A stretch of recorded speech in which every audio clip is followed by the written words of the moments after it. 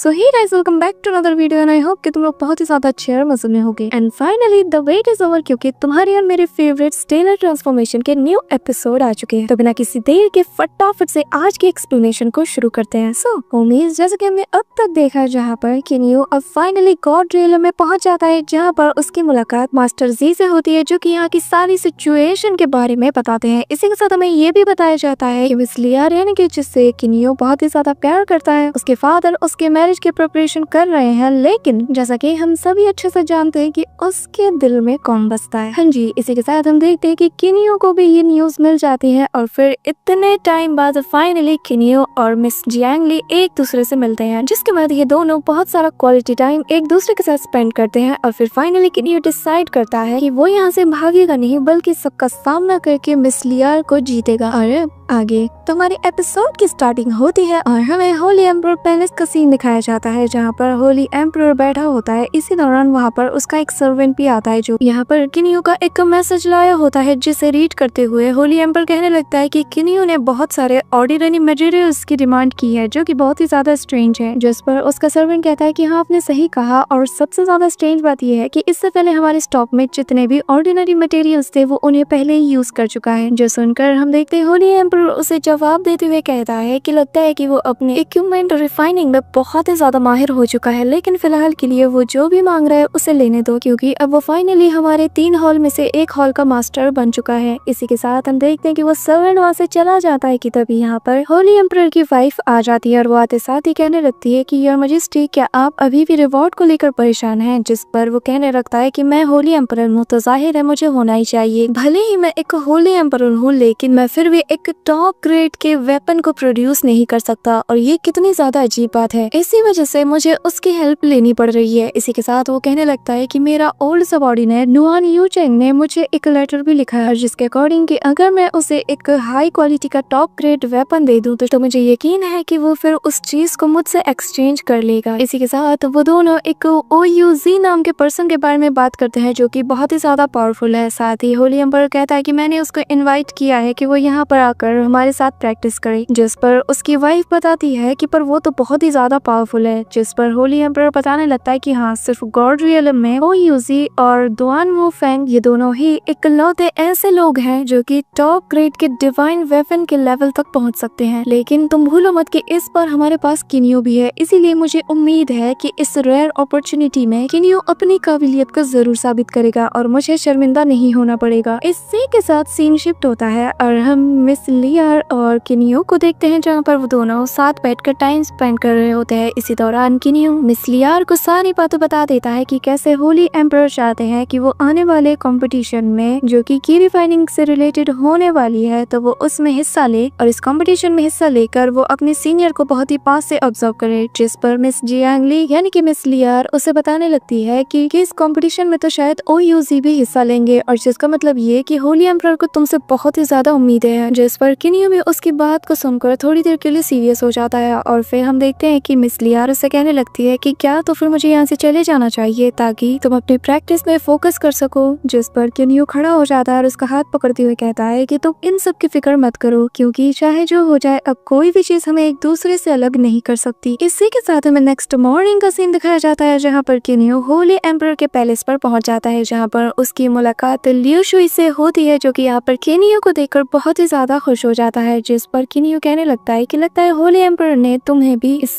की com competition में हिस्सा लेने के लिए बुलाया है। जिस पर हम देखते हैं कि पास खड़ी होली एम्परर की डॉटर किनियो को बताती है कि मैंने अपने फादर से सुना है कि किनियो आप भी इस कंपटीशन में हिस्सा ले रहे हैं, साथ ही आपने हमारे वेयर हाउस के सारे ओवन मटेरियल्स को यूज कर लिया है। यहाँ पर ये सुनते साथ ही लियू शुई कहने लगता है कि क्या मिस्टर किनियो भी इस कंपटीशन में हिस्सा लेंगे? क्या आप सच में बाकियों की तरह भी एक टॉप ग्रेड के डिवाइन वेपन को इतनी कम टाइम में रिफाइन कर सकते हैं? यहाँ पर हम देखते हैं कि होली एम्परर की डॉटर उसे करेक्ट करते हुए कहने लगती है कि ऐसा कैसे हो सकता है, क्योंकि एक की ट्रेनिंग मास्टर बनने के लिए तुम्हें 100 मिलियन ऑफ ईयर्स की ट्रेनिंग की रिक्वायरमेंट्स होती है। बेहतर होगा कि हम ये सारी बातें मिस्टर किनियो को ना बताएं, क्योंकि उनके लिए सिचुएशन और भी ज्यादा डिफिकल्ट हो सकती है। यहाँ पर ये सुनते साथ ही किनियो मास्टर जी के साथ हुए उस कॉन्वर्सेशन को याद करता है, जहाँ पर किनियो ने एक टॉप ग्रेड के डिवाइन वेपन को प्रोड्यूस किया था, जिसे देखते साथ ही मास्टर जी कहते हैं कि किनियो, यकीन नहीं होता कि तुमने ऑर्डिनरी मटेरियल से एक टॉप ग्रेड के हेवनली वेपन वेपन को क्रिएट कर दिया है। भले ही ये हमारी गॉड रियलम में ऐसा मिडिल ग्रेड का वेपन कहलाए, लेकिन सेलेस्टियल रियलम में इसकी वैल्यू बहुत ज्यादा है। जिस पर किन्यू बहुत ही ज्यादा कॉन्फिडेंस के साथ कहता है कि मास्टर, अगर मेरे पास बहुत ही ज्यादा प्रीशियस मटेरियल हो तो मैं एक टॉप ग्रेड का डिवाइन वेपन भी बहुत ही इजीली रिफाइन कर सकता हूँ। यहाँ पर ये सुनते साथ ही मास्टर जी उसे कहने लगते हैं कि तो फिर तुम्हें इस मौके का बहुत ही अच्छे से फायदा उठाना चाहिए। तुम्हें इसी वक्त जाकर अपनी ट्रू आइडेंटिटी को रिवील करना चाहिए, और जब तुम्हारी काबिलियत के बारे में मिस जियांग ली के फादर को पता चलेगा तो मुझे यकीन है कि वो तुम्हारे मैरिज प्रपोजल को इजीली एक्सेप्ट कर लेंगे, क्योंकि एक की रिफाइनिंग मास्टर बनने के लिए तुम्हें 100 मिलियन ईयर्स की ट्रेनिंग की जरूरत है, पर तुमने ये इतनी कम उम्र में अचीव कर लिया है। मुझे यकीन है कि जब तुम अपनी ट्रू आइडेंटिटी को रिवील करोगे तो तुम्हारी रेपुटेशन बहुत ही ज्यादा बढ़ जाएगी। इसी के साथ हमें प्रेजेंट टाइम का सीन दिखाया जाता है, जहाँ पर मास्टर ओयूजी फाइनली एंट्री मारते हैं, जिसे देखते साथ ही किन्यू कहने लगता है कि लगता है जो भी की रिफाइनिंग मास्टर होते हैं उनकी यहाँ पर नोबल्स की तरह रेपुटेशन होती है, जो कि किसी गॉड किंग से कम नहीं। जिसके बाद किन्यू अपना दिमाग चलाता है और कहने लगता है कि जब मैं भी बन जाऊंगा ना तो मेरी भी रेपुटेशन बहुत ही ज्यादा बढ़ जाएगी, और फिर फाइनली मैं लियार का हाथ मांग सकता हूँ। इसी दौरान हम देखते हैं कि मास्टर ओयूजी यहाँ पर होली एम्पर के सामने ग्रीट करते हुए कहते हैं कि आपके कहने पर मैं यहाँ पर आ चुका हूँ, पर मैं कहना चाहता हूँ कि मैं अपना बहुत ही ज्यादा कीमती वक्त निकाल कर यहाँ पर आया हूँ, इसलिए बिना वक्त जाया किए आप जल्द से जल्द यहाँ पर मेटल रिफाइनिंग के लिए सारी प्रिपरेशन को जल्द से जल्द करवा दीजिए। जैसा कि आप चाहते थे कि कंपटीशन से पहले मैं यहाँ पर आकर प्रैक्टिस करूँ, ताकि आपके चुने हुए ये दो लोग यहाँ पर मुझे प्रैक्टिस करता हुआ देख कर मुझे ऑब्जर्व करे, तो इसके लिए मैं रेडी हूँ। इसी के साथ हम देखते हैं कि वो वहाँ पर एक बैरियर को बना देता है और कहता है कि मैं नहीं चाहता कि कोई भी हमारे इस प्रैक्टिस में हमें डिस्टर्ब करे। यहाँ पर इस बैरियर को देख कर किन्यू भी कहने लगता है कि ये बैरियर तो बहुत ही ज्यादा पावरफुल है, और फिर हम देखते हैं कि बिना वक्त जाया किए मास्टर ओयूजी सारे मटेरियल्स को वहाँ पर मेल्ट करना शुरू कर देते हैं। जहाँ पर हम देखते हैं कि पहले तो वो वहाँ पर एक टॉप ग्रेड का रिफाइनिंग आर्टिफैक्ट को बाहर निकालता है, जिसके बाद वो अपनी स्पिरिचुअल चेन से उसे स्टेबलाइज करने के लिए उन्हें उन चेन्स के जरिए से बांध कर रख लेता है। जिसके बाद वो एक एक करके सारे मटेरियल्स को क्रश करते हुए उसके अंदर डालना शुरू कर देता है। यहाँ पर हमें दिखाया जाता है कि उस आर्टिफैक्ट के अंदर बहुत ही ज्यादा हाई टेम्परेचर वाली फ्लेम जल रही होती है, और ये बंदा वहाँ पर एक एक करके सारे टॉप ग्रेड के मटेरियल्स को डालता है, और फिर काफी देर तक वो उन्हें मेल्ट करना शुरू कर देता है। जैसे ही वो लोग मेल्टिंग टेम्परेचर पर आ जाते हैं और मेल्ट होना शुरू कर देते हैं, मास्टर ओयूजी उसी वक्त उस मटेरियल को बाहर निकाल लेते हैं, जिसके बाद वो अपने स्पिरिचुअल वेपन से उस पर लगातार एग्जैक्ट पॉइंट पर उसे शेप देने के लिए वार करते रहते हैं। हम देखते हैं कि ये सीन काफी देर तक चलता है, जिसके बाद वो सॉफ्ट मेल्टेड मटेरियल एक स्वॉर्ड का शेप ले लेता है, और फिर वो उसे एक लिक्विड में डुबोने के बाद उसे अपनी स्पिरिचुअल पावर से शाइन देना शुरू कर देता है। यहाँ पर मास्टर ओयूजी ये सब कर ही रहा होता है कि तभी हम देखते हैं कि पास खड़ा शिन्यो से पूछने लगता है कि किन्यू बताओ आखिर तुमने क्या ऑब्जर्व किया। इस पर किन्यू बताने लगता है कि अभी अभी इन्होंने बहुत से टॉप ग्रेड के मटेरियल्स को यूज किया है, लेकिन कहते हुए बहुत ही अफसोस हो रहा है, इतने सारे मटेरियल्स को यूज करने के बावजूद भी ये बैरली बस अपर ग्रेड ऑफ डिवाइन वेपन तक ही पहुंच पाया है, पर क्योंकि इन्होंने अपने डिवाइन चेन्स को भी यूज किया है तो इस वजह से इस लेवल को अचीव करना ज्यादा बड़ी बात नहीं है। यहाँ पर जब किन्यू मास्टर ओयूजी के इस वेपन के बारे में कमियां निकालना शुरू कर देता है, तो हम देखते हैं कि मास्टर ओयूजी को गुस्सा आ जाता है, और फिर वो अपने उसी बैरियर को रिमूव करते हुए किन्यू की तरफ मुड़ता है और कहने लगता है कि आखिर तुम जैसा अभी यंग लड़का मेरे ही रिफाइनिंग के बारे में कुछ भी कैसे बोल सकता है, तुम्हें पता ही क्या है इसके बारे में, बाकी चीजें बाद में, पहले तो मुझे इस बात का जवाब दो कि आखिर तुमने किस बेसिस पर मुझ पर सवाल उठाया। जिस पर किन्यू भी आगे आते हुए कहता है कि हाँ बाकी चीजों बाद में, पहले आप ये बताइए कि आपने 48 मटेरियल्स को कैसे जाया किया। जिस पर हम देखते हैं कि मास्टर ओयूजी वहाँ पर इतराते हुए कहने लगता है कि ये तो बहुत ही ज्यादा नॉर्मल है, जब हम किसी टॉप ग्रेड के डिवाइन वेपन को रिफाइन करते हैं तो ऐसे अगर थोड़े मटेरियल्स जाया होते भी है तो इससे क्या फर्क पड़ता है, क्योंकि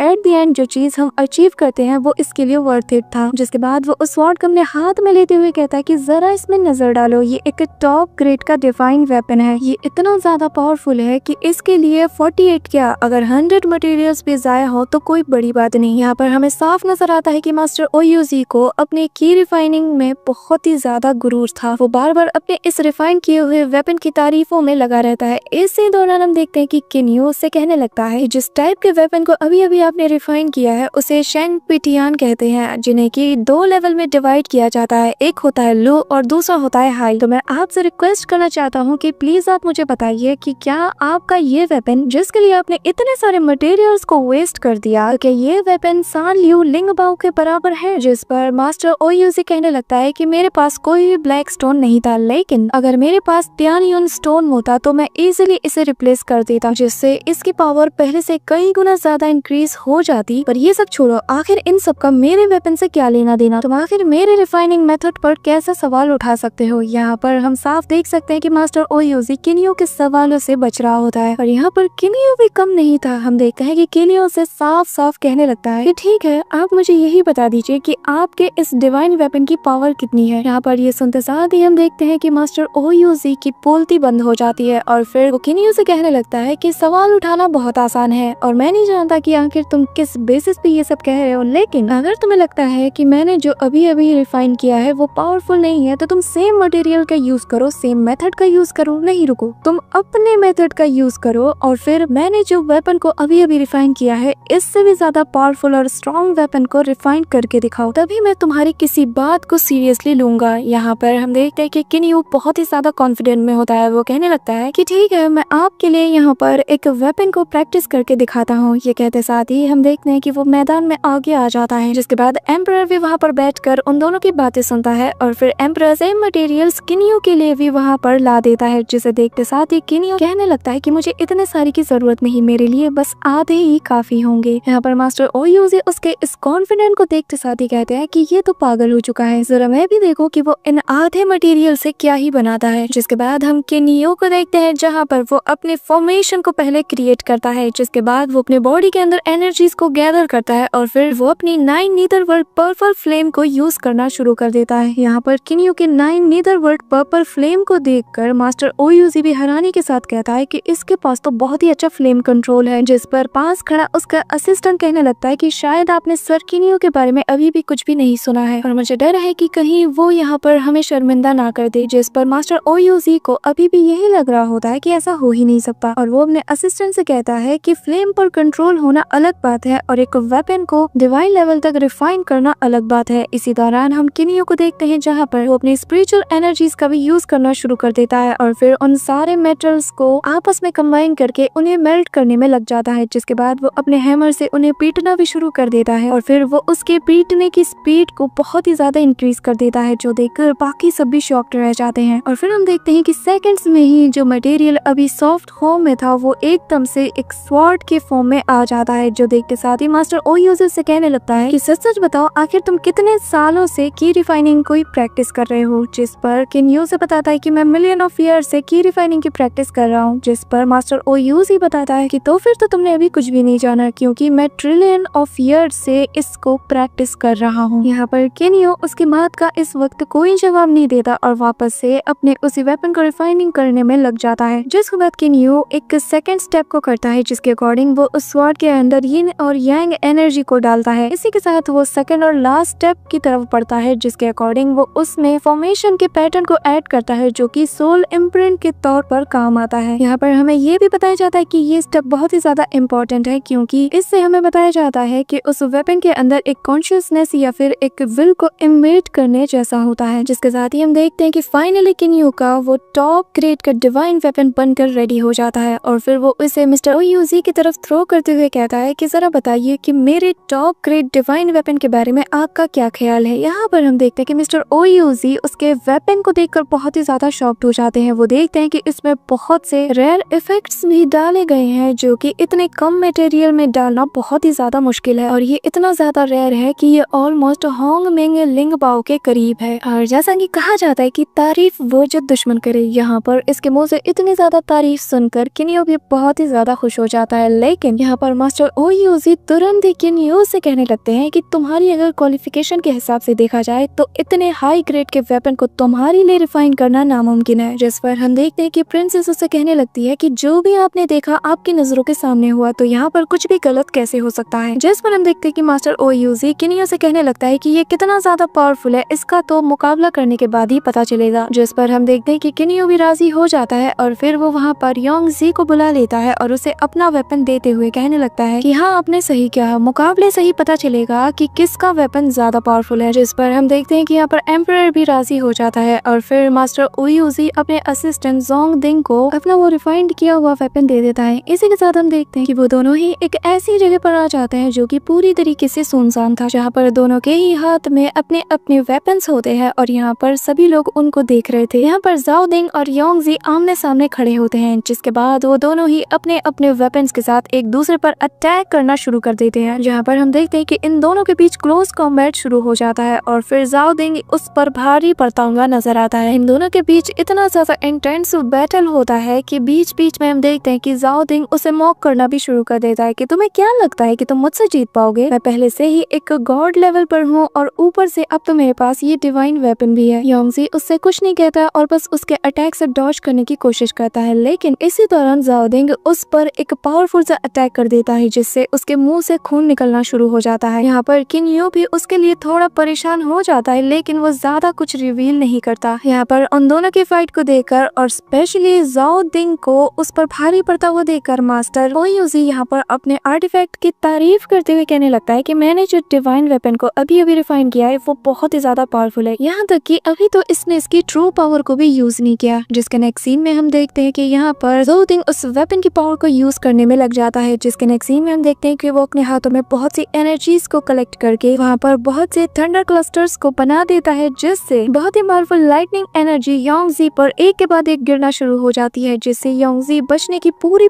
कोशिश करता है। लेकिन इसी दौरान हम देखते हैं कि किन्यू का वो वेपन ग्लो करना शुरू कर देता है और फिर एक ही सेकंड में सारे क्लस्टर्स को वो तबाह करके रख देता है, जो देखकर यहाँ पर जाओ दिंग भी बहुत ही ज्यादा शॉक्ड हो जाता है और फिर उन दोनों के बीच दोबारा से क्लोज कॉम्बैट स्टार्ट हो जाता है। बिना रुके लगातार एक के बाद एक दोनों ही एक दूसरे पर उन वेपन से अटैक कर रहे होते हैं। जिसके बाद इसी दौरान हम देखते हैं कि जाओ दिंग उससे कहने लगता है कि आखिर तुम हार क्यों नहीं मानते? तुम अच्छे से जानते हो कि तुम अपनी पावर के साथ और इस वेपन के साथ तुम मुझे नहीं हरा सकते। इसी दौरान हम देखते हैं कि योंगजी वहाँ पर इतना क्लोज अटैक कर देता है कि यहाँ पर जाओ दिंग भी उससे बाल बचता है, जो देखकर मास्टर ओयूजी भी बुरी तरीके से शॉक्ड रह जाते हैं। जिसके बाद हम देखते हैं कि योंगजी वहाँ पर अपने वेपन से एक पावरफुल अटैक उस पर कर देता है, जिससे वो दोनों ही दूर छिटक जाते हैं और फिर जाओ दिंग वहाँ पर बहुत से पोर्टल्स को बना लेता है, जिससे हम देखते हैं कि सैकड़ों की तादाद में वही वेपन्स क्लोन बनकर निकल रहे होते हैं। जिसके बाद वो सभी एक साथ योंगजी पर टूट पड़ते हैं, जिससे योंगजी बहुत ही मुश्किल से डॉज कर रहा होता है कि इसी दौरान हम देखते हैं कि जाओ दिंग उस पर एक के बाद एक स्लैश अटैक भी करता है, जिससे योंगजी बाल बचता है। हम देखते हैं कि वो उनके सारे अटैक से डॉज करते हुए बहुत दूर तक जाता है और फिर अपने टारगेट पर पहुंच जाने के बाद वो रुक जाता है और जिसके बाद हम देखते हैं कि ये दोनों ही अपने अपने वेपन्स को एक दूसरे पर थ्रो करते हैं और फिर योंगजी से कहता है कि मेरे साथ इतनी देर तक खेलने के लिए शुक्रिया। जिसके बाद हम देखते हैं कि इन दोनों के ही वेपन्स आपस में फाइट कर रहे होते हैं और जिसके बाद हम देखते हैं कि जाओ दिंग का वो वेपन यहाँ पर किन्यू के उस वेपन को एक ही झटके में दूर कर देता है, जिसे योंगजी कैच कर लेता है और फिर यहाँ पर जाओ दिंग वहाँ पर बहुत ही बड़े जायंट स्वॉर्ड को समन करता है और फिर योंगजी पर एक पावरफुल अटैक कर देता है, जिससे यहाँ पर हम देखते हैं कि योंगजी की हालत बहुत ही ज्यादा खराब हो जाती है। मास्टर ओयूजी ये नजारा देखते साथ ही कहने लगता है कि मुझे यकीन था कि जाओ दिंग तुम अपने स्किल के साथ मुझे निराश नहीं करोगे। यहाँ पर हम योंगजी को देखते हैं जिसकी हालत बहुत ही ज्यादा खराब हो जाती है, उसके पूरे बॉडी में हमें खून के निशान दिखाई देते हैं। यहाँ पर वो अपने मन में कहने लगता है कि सीनियर ब्रदर, मैं नहीं जानता कि आपने मुझे इस कंपटीशन के लिए क्यों चुना, लेकिन मैं आज आपको यहाँ पर निराश नहीं करूंगा। भले ही मैं आपके इस रिफाइन किए हुए वेपन को कंट्रोल ना कर सकूं, लेकिन मैं अपनी पूरी कोशिश करूंगा। इसी मौके पर हम देखते हैं कि किन्यू का वो वेपन अचानक से ग्लो करना शुरू कर देता है, उससे बहुत ही इंटेंस अमाउंट में डार्क एनर्जीज निकलती है, जैसे कि यहाँ पर योंगजी के इमोशन ने उसके अंदर की विल को ट्रिगर कर दिया। और अब हम देखते हैं कि योंगजी का सारा गुस्सा और उस वेपन की एनर्जी दोनों कंबाइन होकर एक पावरफुल सा स्लैश अटैक हिट करती है, जिससे जाओ दिंग को बचने तक का मौका नहीं मिल पाता और उसके फेस पर एक कट लग जाता है। और फिर जैसे ही वो नजर दौड़ाकर योंगजी की तरफ देखता है, हम देखते हैं कि अचानक से योंगजी के अंदर से बहुत ही इंटेंस अमाउंट में एनर्जी निकलती है, साथ ही जिस वेपन को उसने होल्ड किया होता है उसके अंदर से ग्रे कलर की एनर्जी भी निकलती है। जिसके बाद हम देखते हैं कि योंगजी के चारों तरफ से इंटेंस अमाउंट में ग्रे कलर की गैस निकलती है, फिर वो सारी गैस एक साथ मिलकर जाओ दिंग पर अटैक करने के लिए आगे बढ़ती है, जो देखकर जाओ दिंग अपने वेपन के क्लोन्स बनाकर उससे फाइट करने की कोशिश करता है। लेकिन हम देखते हैं कि वो गैस इतनी ज्यादा स्पीड के साथ उस पर अटैक करती है कि उसके क्लोन्स को भी बचने का मौका नहीं मिल पाता और फिर इतने सारे ताबड़तोड़ अटैक के बाद वो सारी गैस उसके बॉडी के अंदर इंसर्ट होना शुरू कर देती है, जिससे उसे इंटेंस अमाउंट में पेन होना शुरू कर देता है। यहाँ पर उसके बॉडी के हर एक पार्ट में उसे बहुत ही ज्यादा पेन होता है, जिसके नेक्स्ट सीन में हम देखते हैं कि वो उसके अंदर की एनर्जी उसकी बॉडी से निकलना शुरू हो जाती है, जो कि वो स्वॉर्ड अपने अंदर अब्सॉर्ब करने लगता है। और फिर नेक्स्ट सीन में हम देखते हैं कि यहाँ पर वो पूरी तरीके से उसकी एनर्जी को ड्रेन करने के बाद रुक जाता है, जिससे फाइनली यहाँ पर जाओ तिंग और मास्टर ओयूजी का वो वेपन हार जाता है। जिसके बाद हमें थोड़ी देर बाद का सीन दिखाया जाता है, जहाँ पर मास्टर ओयूजी दौड़ते हुए आकर किनियो से पूछने लगते हैं कि किनियो, आखिर तुमने वेपन रिफाइन करने के लिए कौन से मेथड को यूज किया, आखिर इसे किसने बनाया। जिस पर किनियो कहने लगता है कि मैंने मिलियन ऑफ ईयर्स तक प्रैक्टिस किया है और उन सारे मेथड्स को कंबाइन करके इस मेथड को क्रिएट किया है, और जिसके लिए मुझे बहुत ही ज्यादा मेहनत करनी पड़ी है। मैंने ये सब कुछ अपनी ऑब्जर्वेशन से क्रिएट किया है। जिसके बाद किनियो अपनी ट्रू आइडेंटिटी को रिवील करते हुए कहता है कि मैं temple of the lost God का नया मास्टर हूँ। जो सुनते साथ ही वहाँ मौजूद सभी लोग शॉक्ड हो जाते हैं और यहाँ पर मास्टर ओयूजी हंसते हुए कहने लगते हैं कि अब मैं सब कुछ समझ गया, और फिर वो वहाँ से चले जाते हैं। इसी दौरान यहाँ पर सेकंड ब्रदर आ जाता है और वो आते साथ ही किनंग के उस वेपन को लेते हुए उसकी तारीफें करना शुरू कर देता है। जिसके बाद बाकी सब लोग आकर भी किनियो की तारीफ करने लगते हैं और कहने लगते हैं कि हमारी मिलिट्री में तुम बहुत ही ज्यादा काम आने वाले, क्योंकि हमारे पास इतने ज्यादा हाई क्वालिटी के वेपन्स नहीं है जितने कि बाकी के हाउसेस के पास है। यहाँ पर होली एम्परर भी उसकी तारीफ करते हुए कहने लगता है कि किनियो वाकई में एक जीनियस है और मुझे यकीन है कि किनियो की रेपुटेशन एक हॉल मास्टर से कई गुना ज्यादा होनी चाहिए। यहाँ पर उसकी सिस्टर यानी कि लेडी बायू भी ये सारी बातें सुनकर वहाँ पर किनियो के पास आकर उसकी तारीफें करने लगती है। इसी दौरान शिनियो भी उसके पास आकर किनियो की तारीफ करते हुए कहता है कि क्या मैं नेक्स्ट टाइम तुम्हारे इस प्रैक्टिस को देख सकता हूँ। यहाँ पर इन सभी लोगों के मुंह से अपने बारे में इतनी ज्यादा तारीफें सुनकर किनियो अपने मन में कहता है कि वाकई में एक वेपन रिफाइनिंग मास्टर की जो रेपुटेशन होती है वो किसी नोबल से कम नहीं, और शायद अब मैं मिस लियार का हाथ उनके फादर से मांग सकता हूँ। इसी के साथ नेक्स्ट सीन में हम एंशिएंट रिफाइनिंग टेम्पल का सीन देखते हैं, जहाँ पर मिस्टर ओयूजी जाकर अपने लॉर्ड को बताते हैं कि गॉड का डिसेंडेंट आ चुका है जो कि की रिफाइनिंग में एक्सपर्ट है। यहाँ पर ये सुनते साथ ही वो भी बहुत ही ज्यादा चौंक जाता है। जिसके बाद मिस्टर ओयूजी आके कहने लगता है कि उसके पास जो टैलेंट और जो कैपेबिलिटी है ना, उसके बेसिस पर ये कहना गलत नहीं कि बस हम यहाँ पर कुछ ही दिनों के मेहमान हैं और इसलिए मैं अभी यहाँ से जाना चाहता हूँ। और जाते हुए हम देखते हैं कि मिस्टर ओयूजी अपने मन में कहता है कि आखिर मेरे साथ ही ऐसा क्यों होता है, लेकिन मैं चाहे जितनी कोशिश कर लूँ मैं उसे कभी भी सरपास नहीं कर सकता। यहाँ पर हम उसके लॉर्ड को देखते हैं जो कि कहने लगता है आखिर इतना ज्यादा टैलेंटेड पर्सन और गॉड का डिसेंडेंट आखिर शुआनजिन माउंटेन पर क्या कर रहा है। जिसके बाद वो अपने बेटे को ऑर्डर देते हुए कहता है कि तुम्हें थोड़ा केयरफुल रहना होगा और उसके बारे में मुझे सारी इन्फॉर्मेशन ला कर दो। यहाँ पर उसका बेटा किनियो का नाम सुनते ही कहने लगता है कि आखिर वो यहाँ पे क्या कर रहा है। जिसके बाद हम देखते हैं कि वो वहाँ से चला जाता है। इसी के साथ सीन शिफ्ट होता है और हमें होली एम्परर के पैलेस का सीन दिखाया जाता है, जहाँ पर एम्परर और उसकी वाइफ अपनी डॉटर से किनियो के बारे में पूछती है, जिस पर वो बहुत ही ज्यादा एम्बैरेसमेंट फील करते हुए कहती है कि आखिर आप ये सब क्यों कह रहे हैं। जिस पर उसका फादर कहता है कि हमें पता है कि तुम उसे लाइक करती हो, तो उसके साथ शादी करके उसे हमेशा के लिए अपना क्यों नहीं बना लेती, और अगर तुम उसे शादी कर लेती हो तो ये हमारे शुआनजिन माउंटेन के लिए भी बहुत ही ज्यादा बेनिफिट वाली बात होगी। इसी दौरान हम देखते हैं कि वहाँ पर एक सर्वेंट आकर किनियो के आने के बारे में रिपोर्ट करता है, जो सुनते साथ ही होली एम्परर कहने लगता है कि वो तुमसे मिलना चाहता है और किसी पता वो शायद तुम्हें यहाँ पर शादी के लिए प्रपोज करने भी आया हूँ। जो सुनते साथ ही हम देखते हैं कि प्रिंसेस बहुत ही ज्यादा शर्मा जाती है। जिसके बाद एम्परर यहाँ पर किनियो को बुला लेते हैं। यहाँ पर किनियो आते साथ ही उन्हें ग्रीट करता है और कहने लगता है कि एम्परर मैं आपसे परमिशन चाहता हूँ ताकि आप मुझे प्याओशो सिटी में होने वाले मैरिज प्रपोजल कंपटीशन में हिस्सा लेने दें। जो सुनते साथ ही हम देखते हैं कि प्रिंसेस वहाँ पर खड़ी हो जाती है और उससे कहने लगती है कि किनियो ये तुम क्या बोल रहे हो। इसी दौरान हम देखते हैं कि किनियो उसे रोकते हुए कहने लगता है कि मैं प्रिंसेस जियांगली से बहुत ही लंबे टाइम से प्यार करता हूँ। जिस पर वो कहने लगती है कि पर तुमने तो मुझसे कहा था कि तुम सिस्टर जियांगली को जानते ही नहीं। यहाँ पर ये सारी बातें सुनकर हम देखते हैं कि एम्परर और उसकी वाइफ वहाँ से चली जाती हैं। जिसके बाद प्रिंसेस उसे कहती है कि सर मेरे साथ आओ, और फिर हमें एक दूसरी जगह का सीन दिखाया जाता है जहाँ पर बस ये दोनों ही अकेले होते हैं और प्रिंसेस उससे कहने लगती है कि आखिर तुमने मुझसे झूठ क्यों कहा। जिस पर किनियो अफसोस करते हुए कहता है कि मेरा ऐसा कोई इरादा नहीं था कि मैं आपसे ये बात छुपाऊं, क्योंकि जिस सिचुएशन में मैं यहाँ पर आया था वो सिचुएशन इस